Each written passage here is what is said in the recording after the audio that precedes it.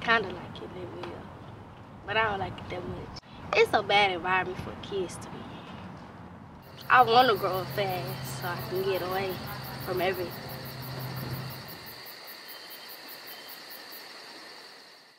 Gregory-Lincoln Education Center is a school that's in a historic Fourth Ward community, also known as Freedmanstown.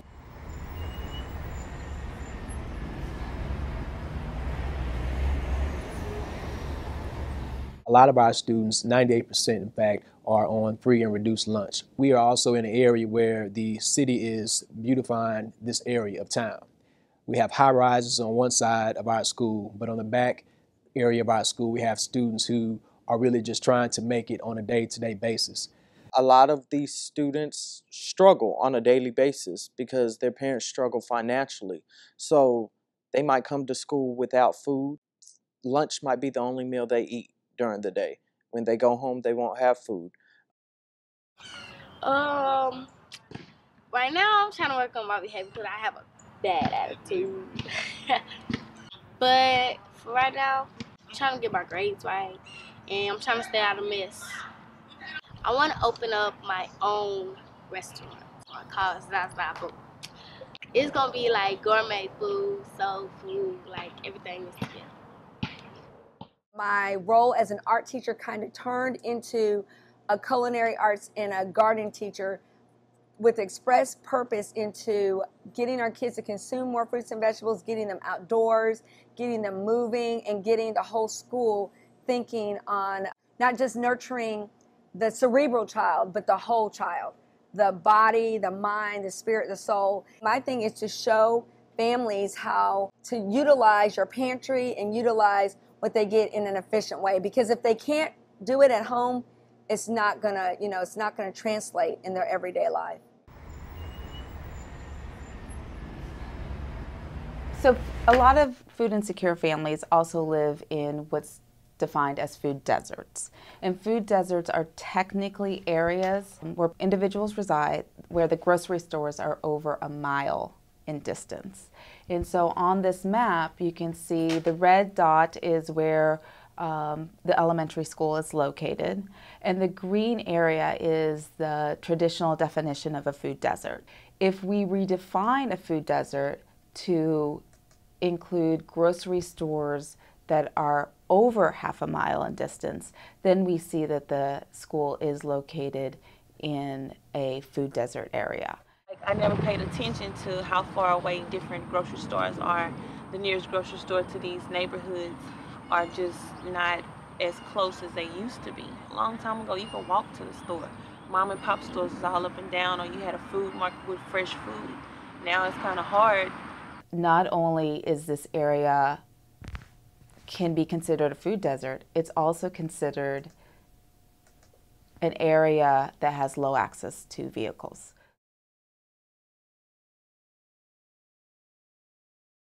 Here we have the cultivated classroom, which is our garden, and we have the kitchen classroom where we come in and cook everything that we grow in our garden. My kids come in and they get a pretty extensive overview on how to grow their own food, harvest it, take care of it, to make transplants. We're planting Kellie and we're taking the weeds out of the Kellie, so it won't kill the weeds. And so the weeds don't take over. Yes, I'm planting lettuce. We have to separate them in different places and not let them get squished together. So they're learning a lot of hands-on science and academically tied things in a way that they don't, it's not even sneaky, it's just awesome because they're learning the way you're supposed to learn, by doing, by going out. Kids do not learn by just sitting in a book and reading about it. They need to go outside and experience it. Some people gonna be harvesting basil, so you gotta take the basil off. You call it some things. You know what you get the leaf off. Yes, but we need to do which ones? Do we need to do the green ones? The brown ones. The brown ones. Why do we need the brown ones? Because the brown ones got the seeds in it. At first I did not know how to hold a knife. And from transmitting to a real knife, it was kind of hard, but then I got the grasp of it. Because when we was cooking, you know how when you just hold a knife like that and just start cooking, that's how I used to chop. But then she showed me how to do it and how to hold my thumbs back so I won't cut none of my fingers or anything. Sometimes we have this little diggy day, so everybody come out people that don't even go here come out and help out with the garden. We made all this and everything. Dig It Days are awesome because they bring in community business partners as well as families and staff. And it's a time when we all come together and we actually work on the garden together. I just come out here because this is my school and we got a new principal. And I help him because Ms. Karavias, she helped us with the garden. So we need to show her love. She show us love. We have our Whole Foods Farmers Market, you know, where we bring in Urban Harvest and Whole Foods. And so we invite the kids to come out, bring in their own produce that they harvested, to package it, to advertise, to promote it, to come up with the cost. We have like a 60-foot, 2 60-foot tents, and there's just lines of kids selling and slinging salads and vegetables, and it's awesome and it's amazing. And all the money goes back to the school gardens or the programs. So food is a priority among food insecure households. The thing is that everybody will have a different definition of what is healthy and what is nutritious. So that's why these nutrition education programs in school are so important, to help individuals understand the effects of high fat, high sugar foods on just not our weight, but overall on our health.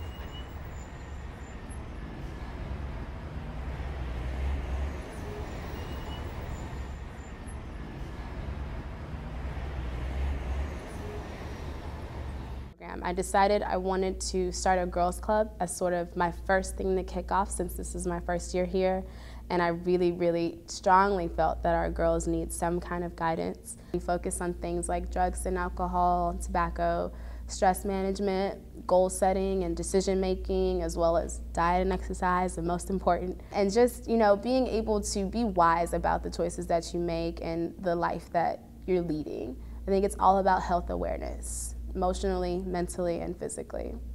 One of the things that we want our kids to do is to think big and to really dream for themselves and set big goals. I want to move to LA. I want to open up my own restaurant. I want it to be on the street of Hollywood. Like, you know how Applebee's is, like they have like the appetizer, then they have like the dessert. It's gonna be like that. But it's gonna be like, it's gonna have soul food, then it's gonna have gourmet food, then it's gonna be flipped to dessert. You know, I think sometimes in an education system we want to push, but kids need time to soak it in and just to slow down. And also my best conversations with kids have been moments in the garden when they're working. You know, those conversations are the things that actually are golden, and you can't get those when you're pushing kids all the time.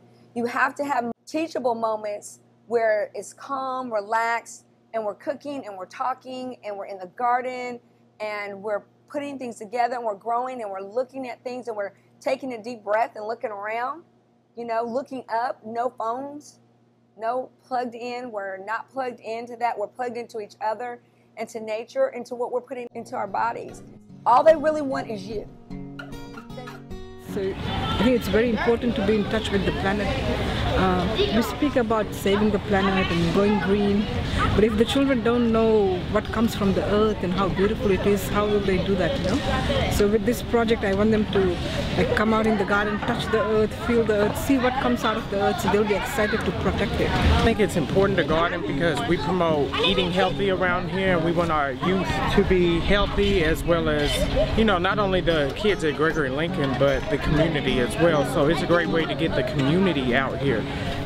Don't you hear my Savior calling? Who will go and work the day? The harvest is right and the fields are waiting. Who will bear the shelves away? Here am I, Lord, won't you send me? Here am I, Lord, send me. Here am I.